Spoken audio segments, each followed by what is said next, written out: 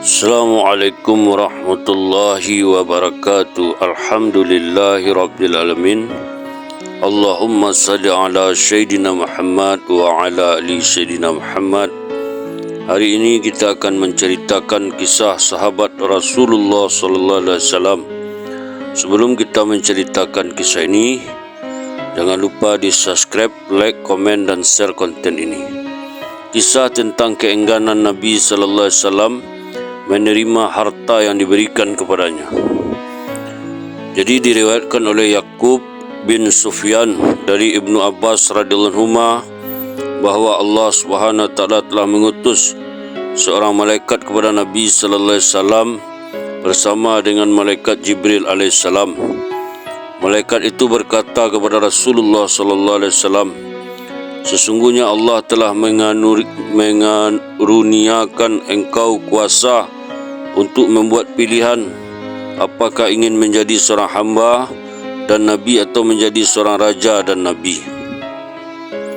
Rasulullah SAW pun menoleh ke arah malaikat Jibril seolah-olah ingin meminta pendapat dari Jibril AS. Oleh kerana itu Jibril AS mengisyaratkan kepada Rasulullah SAW agar senantiasa bersikap rendah diri. Maka Rasulullah SAW bersabda, "Bahkan aku ingin menjadi seorang Nabi dan juga seorang hamba." Perawi mengatakan, sejak mengucapkan kata-kata itu beliau sallallahu alaihi wasallam tidak lagi makan hingga kenyang hingga baginda menemui Allah Subhanahu wa taala. Beginilah yang telah diriwayatkan oleh Al-Bukhari dalam At-Tariq dan An-Nasa'i sebagaimana dalam Al-Bidayah. Di dalam riwayat At-Tabrani dengan isnad Hasan dan Al-Baihaqi dari Ibnu Abbas katanya, pada hari itu Rasulullah SAW dan Jibril AS berada di atas bukit Safa. Rasulullah SAW bersabda kepada Jibril AS, "Ya Jibril, demi Dia yang menghantar engkau dengan agama yang hak, keluarga Muhammad telah berpetang-petang dalam keadaan tidak menjamah walaupun sejemput tepung atau segenggam barli." Begitu baginda sallallahu alaihi wasallam berkata demikian, maka terdengarlah suara guruh di langit yang menyebabkan baginda sallallahu alaihi wasallam menjadi takut. Maka Rasulullah SAW bersabda, "Apakah Allah telah memerintahkan terjadinya hari kiamat?" Jibril menjawab, "Tidak. Akan tetapi Allah telah memerintahkan Israfil alaihissalam agar turun menemui engkau setelah mendengar kata-kata itu." Lalu malaikat Israfil alaihissalam pun datang menemui Rasulullah SAW dengan membawa segala anak kunci khazanah bumi. Ia berkata, "Sesungguhnya Allah telah mendengar rintihanmu itu lalu mengutusku untuk menemui engkau dengan membawa kunci khazanah bumi dan memerintahkanku agar menawarkan kepadamu untuk Dia mengubah pergunungan di Tihamah menjadi zamrud, yakut, emas dan perak. Maka engkau pilih saja mana yang engkau suka, dan pilihlah apakah engkau ingin menjadi seorang Nabi yang juga seorang raja atau seorang Nabi dan juga seorang hamba." Malaikat Jibril AS mengisyaratkan kepadanya supaya bersikap rendah diri. Maka Rasulullah SAW pun bersabda, "Aku ingin menjadi seorang Nabi dan seorang hamba." Baginda SAW telah mengulang-ulang perkataannya itu sebanyak 3 kali. Sebagaimana dalam At-Targhib, Al-Haisami mengatakan bahawa hadis itu hanya diriwayatkan oleh At-Tabrani di dalam Al-Awsat. Di dalam riwayat Tirmizi dan dihasankan olehnya dari Abu Umamah dari Nabi sallallahu alaihi wasallam katanya, "Rabbku telah menawarkan kepadaku untuk menjadikan padang pasir Makkah ini sebagai emas. Aku pun berkata, tidak ya Rasulullah, tidak ya Allah. Sebaliknya aku lebih suka untuk kenyang suatu hari dan berlapar pada hari berikutnya." Baginda sallallahu alaihi wasallam mengulang kata-kata itu sebanyak 3 kali atau seperti ini, "Apakah aku lapar, aku akan berdoa kepadamu dan mengingatmu, dan apabila aku kenyang, aku akan bersyukur dan memujimu." Di dalam riwayat Al-Asqari dari Ali radhiyallahu anhu katanya, Rasulullah SAW bersabda, "Seorang malaikat telah datang kepadaku dan berkata, 'Ya Muhammad, Sesungguhnya Rabb mengirimkan salam kepadamu dan berfirman, jika kamu suka, aku akan menjadikan untuk kamu semua padang pasir Makkah ini menjadi emas. Rasulullah SAW pun mengangkat kepalanya ke arah langit dan berkata, Ya Rabbku, aku akan kenyang pada suatu hari, lalu aku memujimu dan melapar pada hari yang lain, lalu aku meminta pertolonganmu. Diriwayatkan oleh Al-Baihaqi dari Ibnu Abbas radhiyallahu anhu, sesungguhnya seorang lelaki dari kalangan kaum musyrikin telah terbunuh dalam perang Al-Ahzab. Lalu orang-orang musyrikin Makkah mengirim utusan mereka untuk menemui Rasulullah SAW, meminta baginda SAW mengembalikan mayat si musyrik yang terbunuh itu kepada mereka. Apabila Rasulullah SAW mengirim mayat itu kepada mereka, maka mereka bersedia untuk membayar uang tebusan sebanyak 12.000 dirham kepada baginda SAW, mengembalikan mayat si musyrik yang terbunuh itu kepada mereka. Apabila Rasulullah SAW mengirim mayat itu kepada mereka, maka mereka bersedia untuk membayar uang tebusan sebanyak 12.000 dirham kepada baginda SAW.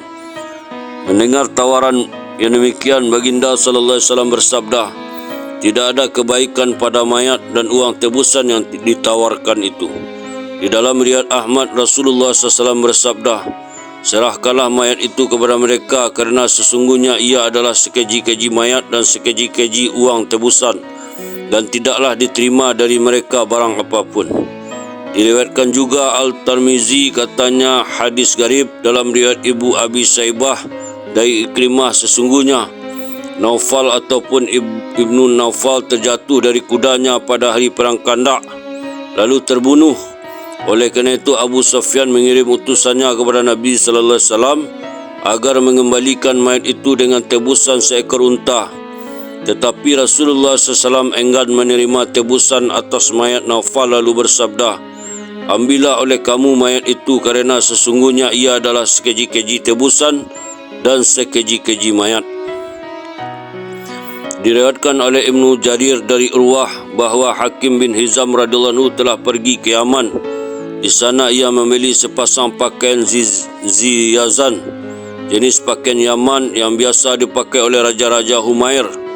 Kemudian ia kembali ke Madinah untuk menemui Rasulullah SAW dan menghadiahkan pakaian itu kepada baginda SAW.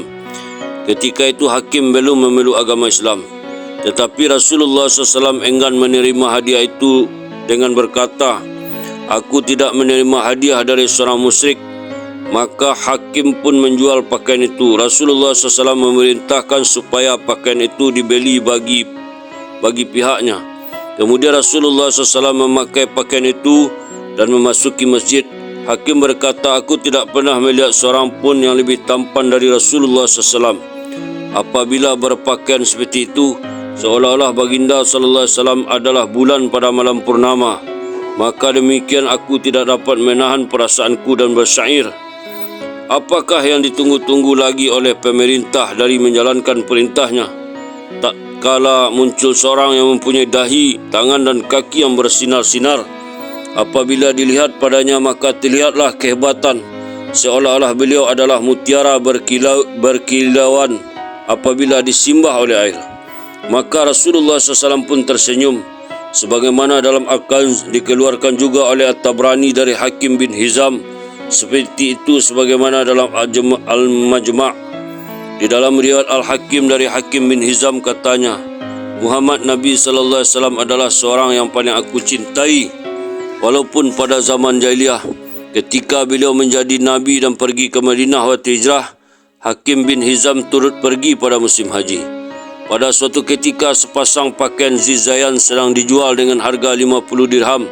Hakim pun membeli pakaian itu untuk dihadiahkan kepada Rasulullah SAW. Kemudian beliau pun datang menemui Rasulullah SAW dengan membawa pakaian itu. Tetapi Rasulullah SAW enggan untuk menerima pemberian hadiah itu. Kata Abdullah, rasanya aku mendengar baginda SAW telah bersabda, sesungguhnya kami tidak menerima dari kaum musyrikin barang apapun juga, akan tetapi jika kamu mau, kami akan membelinya dengan harga tertentu. Kata Hakim, aku pun menjualnya. Sehingga pada suatu waktu aku sampai di Madinah Rasulullah SAW telah memakai pakaian itu dan aku sempat melihat baginda SAW dengan pakaian itu ketika beliau berdiri di atas mimbar. Aku tidak pernah melihat sesuatu yang lebih gagah dari baginda SAW dalam pakaian seperti itu.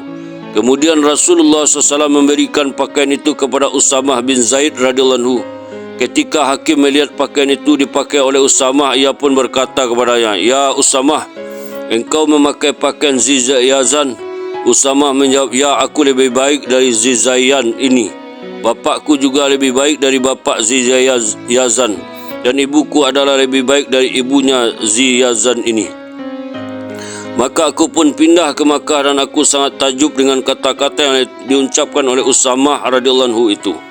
Kata Al-Hakim, ini adalah hadis yang mempunyai sanad yang sahih. Az-Zahabi berkata bahawa ini hadis sahih. Diriwayatkan oleh Ibnu Asakir dari Abdullah bin Buraidah radhiyallahu anhu katanya, bapa saudara Amir bin Tufail Al-Almiri telah menceritakan kepadaku bahawa Amir bin Tufail pernah menghadiahkan seekor kuda kepada Rasulullah SAW dan meminta agar baginda SAW mengirim sejenis obat kerana mengidap penyakit pada tekaknya. Rasulullah SAW enggan menerima pemberian kuda itu kerana Amir belum memeluk Islam. Kemudian Rasulullah SAW menghadiahkan kepada Amir sebotol madu dan meminta ia agar berobat dengannya.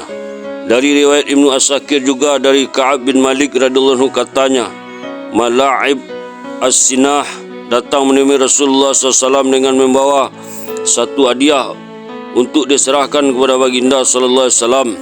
Rasulullah SAW telah mendakwahnya agar memeluk Islam, tetapi ia enggan. Lalu Nabi SAW bersabda, "Maka sesungguhnya aku tidak menerima hadiah dari seorang musyrik." Diriwayatkan oleh Abu Daud At-Tirmizi dan sahihnya oleh At-Tirmizi, Ibnu Jarir dan Al-Baihaqi dari Iyad bin Hammar Al-Masjasi radhiyallahu anhu, sesungguhnya ia telah menghadiahkan Rasulullah SAW seekor unta betina. Rasulullah SAW bertanya kepadanya, "Apakah kamu telah memeluk Islam?" Iyad menjawab, "Tidak." Rasulullah SAW pun bersabda, "Sesungguhnya aku dilarang untuk menerima hadiah dari orang-orang musyrik." Alhamdulillah, itulah kisah tentang keengganan Rasulullah SAW menerima harta. Semoga menjadi pelajaran berharga bagi kita, bagaimana kita niat mengamalkan dan menyampaikan kepada saudara kita yang lain. Kita tutup dengan doa. Subhanallah wa bihamdihi, subhanallah wa bihamdika, asyhadu an la ilaha illa anta astaghfiruka wa atubu ilaik. Assalamualaikum warahmatullahi wabarakatuh.